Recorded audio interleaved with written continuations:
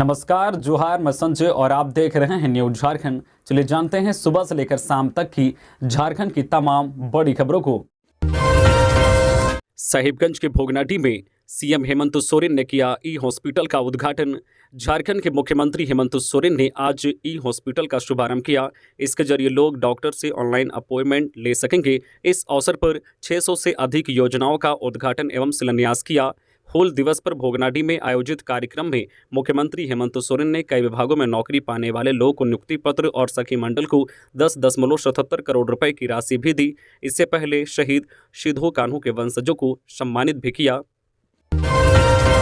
इस काम की सरकारी सुविधा, अस्पताल में नहीं मिली एम्बुलेंस, मजबूर पति ठेले पर ले गया पत्नी का शव। झारखंड के पलामू में एक बार फिर बदहाल स्वास्थ्य व्यवस्था की पोल खोलती हुई एक तस्वीर तेजी से वायरल हो रही है। दरअसल इस वायरल तस्वीर में पति अपनी पत्नी के शव को ठेले पर लादकर सरकारी अस्पताल से घर ले जाते हुए नजर आ रहा है।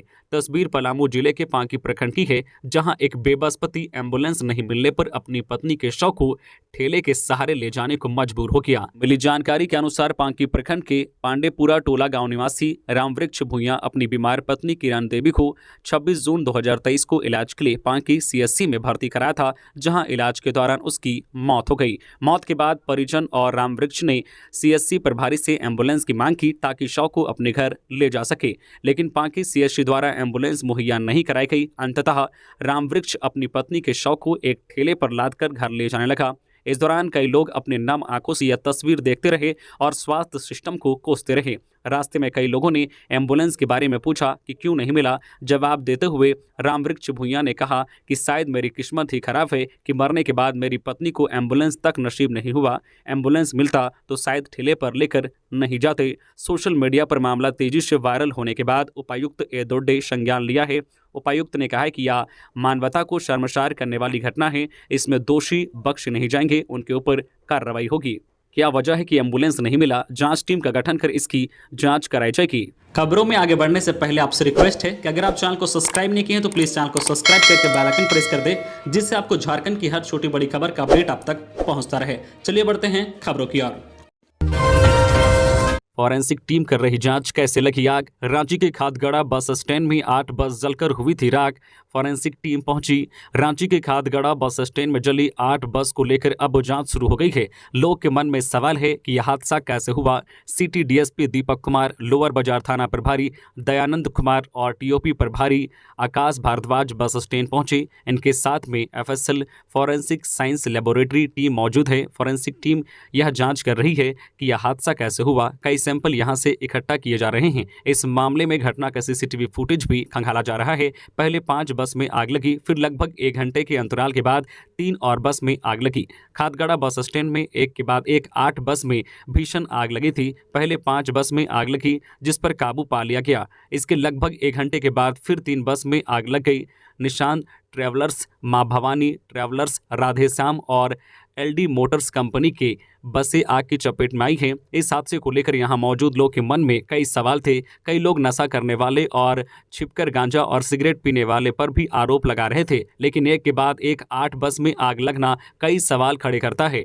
आग एक साथ नहीं लगी है और जो बस एक दूसरे के नज़दीक नहीं थी, आग उन बसों तक कैसे पहुंची, यह बड़ा सवाल है। इस मामले में अब तक आधिकारिक तौर पर पुलिस का भी कोई बयान नहीं आया है। अब फॉरेंसिक टीम जांच के बाद ही इस सवाल का जवाब दे सकेगी कि आग कैसे लगी। भाजपा कार्यालय में मना हूल दिवस। भारतीय जनता पार्टी भाजपा के प्रदेश मुख्यालय में हूल दिवस मनाया गया। इस अवसर पर भाजपा के वरिष्ठ नेताओं ने सिद्धू कान्हू की तस्वीर पर पुष्पमाला अर्पित कर हूल क्रांति के नायकों को श्रद्धांजलि दी।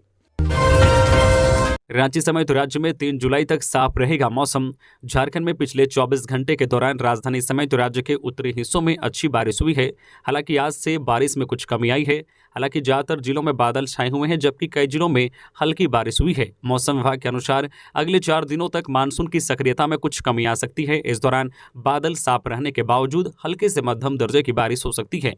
पलामू से लेकर संताल तक बारिश हुई है, जबकि राज्य के अन्य हिस्सों में हल्की बारिश हुई है। झारखंड में आसमान छू रही हरी सब्जियों की कीमत। टमाटर 120 तो बैंगन बिक रहा 60 रुपए किलो। हरी सब्जियों के भाव आसमान छू रहे हैं। बाजार में कुछ सब्जियों को छोड़कर 50 रुपए किलो से कम कोई भी नहीं है। किलो की जगह लोग पाव में सब्जी खरीद रहे हैं। रॉकेट की रफ्तार से टमाटर की कीमत बढ़ रही है। 2 दिन पहले 50 रुपए किलो बिकने वाला टमाटर गुरुवार को 120 रुपए किलो पहुंच गया। बैंगन भी 60 रुपए किलो पहुंच गया। सब्जी की कीमत बढ़ने से गृहिणियों का बजट गड़बड़ा गया है। 2-3 की जगह एक सब्जी से ही काम चला रही हैं। कारोबारियों के अनुसार पिछले 3 दिनों से हो रही बारिश से आवक कमजोर हो गई है। राज्य के अलग अलग मंडियों से सब्जी का आवक होती है। जहां हर दिन 30 से 32 गाड़ी सब्जी धनबाद की मंडी में आती है, वह घटकर अब 15 से 18 गाड़ी पर आ गई है। आवक कमजोर होने से सब्जी के भाव तेज हो गए हैं। होलसेल से अधिक कीमत पर सब्जी बिक रही है। गुरुवार को होलसेल मार्केट में बैंगन 40 रुपए किलो था, लेकिन खुदरा बाजार में 60 रुपए किलो बिका। होलसेल में 70 रुपए किलो टमाटर और खुदरा बाजार में 120 रुपए किलो बिका। सब्जी बाजार में प्रशासनिक स्तर पर कंट्रोल नहीं रहने के कारण खुदरा कारोबारी मनमानी कीमत वसूल रहे हैं। पुराना बाजार, हीरापुर और स्टील गेट में सब्जियों की कीमत अलग अलग है। सब्जी के होलसेल कारोबारी अशोक शाह ने कहा है कि लगातार हो रही पानी से फसल प्रभावित हुआ है। सब्जी का आवक कम हो गया है। आवक कमजोर होने के कारण सब्जी की कीमत बढ़ी है। सब्जी की कीमत को सामान्य होने में 15 दिन और समय लगेगा। झारखंड में बालू की कमी से फंसे रियल एस्टेट के 150 प्रोजेक्ट, कारोबार होगा ठप। रियल एस्टेट कारोबार की रफ्तार पर ब्रेक लग गया है। बालू की कमी के कारण लगभग 150 प्रोजेक्ट का काम फंस गया है। सरकारी दर से अधिक कीमत पर ब्लैक में बालू मिल रहा है। ब्लैक में बालू 35 रुपए CFT बिक रहा है। बिल्डरों की माने तो 7 रुपए CFT चालान व अन्य खर्च मिलाकर 17 से 18 रुपए CFT बालू की कीमत होनी चाहिए। लिहाजा प्रोजेक्ट का काम बीच में ही रोक दिया गया है। बालू की समस्या के साथ संपत्ति आभार प्रमाण पत्र का मामला भी फंस रहा है। राष्ट्रपति ने झारखंड के अमर शहीदों को किया नमन। राष्ट्रपति द्रौपदी मुर्मू ने शुक्रवार को हूल दिवस पर संथाल विद्रोह के अमर बलिदानियों शहीदों कान्हू, चांद भैरव तथा फूलो झानो समेत सभी वीर वीरांगनाओं को नमन कर उन्हें श्रद्धांजलि अर्पित किया। राष्ट्रपति ने अपने संदेश में लिखा है कि इन अमर बलिदानियों ने जनजातीय समाज की अस्मिता, स्वाभिमान और स्वशासन के उद्देश्य से उन्होंने अन्याय व शोषण के विरुद्ध कड़ा संघर्ष किया। उन सभी जनजातीय भाई बहनों की शीर्ष गाथाएं भावी पीढ़ियों को सदैव मातृभूमि की सेवा करने के लिए प्रेरित करती रहेंगी। साथ ही कहा है कि हूल दिवस पर संथाल विद्रोह के अमर बलिदानियों शहीदों कान्हू, चांद भैरव तथा फूलो झानो समेत सभी वीर वीरांगनाओं को मैं नमन करते हुए श्रद्धांजलि अर्पित करती हूँ। झारखंड के विश्वविद्यालय में कार्यरत कर्मचारियों को भी मिल सकता है पुरानी पेंशन योजना का लाभ, वित्त विभाग की हरी झंडी। झारखंड के विश्वविद्यालयों में कार्यरत शिक्षकों व कर्मचारियों को पुरानी पेंशन योजना से जोड़ने के प्रस्ताव पर झारखंड वित्त विभाग ने अपनी सहमति प्रदान कर दी है। इसी बीच उच्च शिक्षा निदेशालय ने सभी विश्वविद्यालय से पुरानी पेंशन योजना के तहत व्यय भार की मांग की है। उच्च शिक्षा निदेशालय ने इसके अलावा यह भी मांग की है कि विश्वविद्यालय में अब तक कुल कितने पदाधिकारियों, शिक्षकों व कर्मचारियों का permanent retirement account number PRAN आवंटित किया गया है। साथ ही उनके वेतन से अंशदायी योजना अंतर्गत कटौती की गई है। निदेशालय के पत्र के आलोक में रांची विश्वविद्यालय को छोड़कर लगभग सभी विश्वविद्यालय ने व्यय भार व अन्य वांछित जानकारियां उपलब्ध करा दी है। निदेशालय ने रांची विश्वविद्यालय से पुनः विस्तृत जानकारी मांगी गई है ताकि अग्रतर कार्रवाई की जा सके। बिजली के लिए 1485 करोड़ की योजना को सीएम की मंजूरी। मुख्यमंत्री हेमंत सोरेन ने राज्य में छूटे हुए घरों तक हर हाल में बिजली पहुंचाने का निर्देश दिया है। उन्होंने 100% विद्युतीकरण के लिए 1485 करोड़ की योजना को मंजूरी दे दी है। अब इसे मंत्री परिषद की स्वीकृति के लिए भेजा जाएगा। इस योजना के अंतर्गत चिन्हित गाँव और टोलों तक बिजली पहुँचाने के लिए करीब 10,000 सर्किट किलोमीटर लंबी 11 kV ओवरहेड लाइन बनाई जाएगी। अलग अलग क्षमता के करीब 9,000 डिस्ट्रीब्यूशन ट्रांसफार्मर लगेंगे। वही 9,400 circuit kilometre 3 phase LT line और 1250 सर्किट किलोमीटर तक फेज LT लाइन खींची जाएगी। राज्य में 2800 गांव टोलों में बिजली पहुंचाना बाकी है। दूसरी तरफ 4,980 स्थानों पर आंशिक तौर पर बिजली पहुंची है। जमशेदपुर एरिया बोर्ड के पूर्वी सिंहभूम में 50 टोले में बिजली नहीं है। पश्चिमी सिंहभूम के 507 टोले में बिजली नहीं है। राज्यपाल ने हूल दिवस पर शहीदों कान्हू को दी श्रद्धांजलि। झारखंड के राज्यपाल CP राधाकृष्णन ने हूल दिवस के अवसर पर राजभवन में हूल क्रांति के महानायक शहीदों कान्हू के चित्र पर माल्यार्पण कर उन्हें श्रद्धांजलि दी। 10वीं और 12वीं के तैयार किए जा रहे हैं विस्तृत प्रश्न व उत्तर बैंक। झारखंड सरकार मैट्रिक और इंटरमीडिएट का क्वेश्चन बैंक और उसके उत्तर तैयार कर रही है। 2024 में झारखंड एकेडमिक काउंसिल जैक से मैट्रिक और इंटरमीडिएट की परीक्षा देने वाले छात्र छात्राओं को इससे सहूलियत होगी। झारखंड शैक्षिक अनुसंधान और प्रशिक्षण परिषद ने क्वेश्चन बैंक और उसके उत्तर तैयार किया है। JCERT में प्रश्न पत्र और उसके उत्तर को रीचेक भी किया जा रहा है। यह क्वेश्चन बैंक सभी विषयों के पाठ्य पुस्तकों के चैप्टर से संभावित प्रश्नों से तैयार किए गए हैं। ऑब्जेक्टिव लघु उत्तरीय के साथ साथ दीर्घ उत्तरीय प्रश्न इसमें रखे गए हैं। प्रश्नों के साथ साथ इसके उत्तर भी हैं। मैट्रिक और इंटरमीडिएट के तीनों संकाय के छात्र छात्राएं इससे अभ्यास कर सकते हैं, जिससे 2024 में होने वाली मैट्रिक और इंटर की परीक्षा में उन्हें लाभ मिलेगा। प्रश्न पत्र वर्तमान परीक्षा पैटर्न के आधार पर तैयार किए गए हैं। रांची में सिनेमा हॉल में काम करने वाला युवक की मौत। रांची में देर रात पेंटालून के समीप वाली गली में रेंट पर रहने वाले रजत कुमार की संदेहास्पद स्थिति में मौत हो गई। बताया जा रहा है कि रजत रांची में एक सिनेमा हॉल में कार्यरत था। पुलिस मामले की जांच में जुट गई है। मानव तस्करी में शामिल झारखंड के फरार दंपत्ति राउरकेला से गिरफ्तार। मुंबई भागने से पहले चढ़े RPF के हाथे।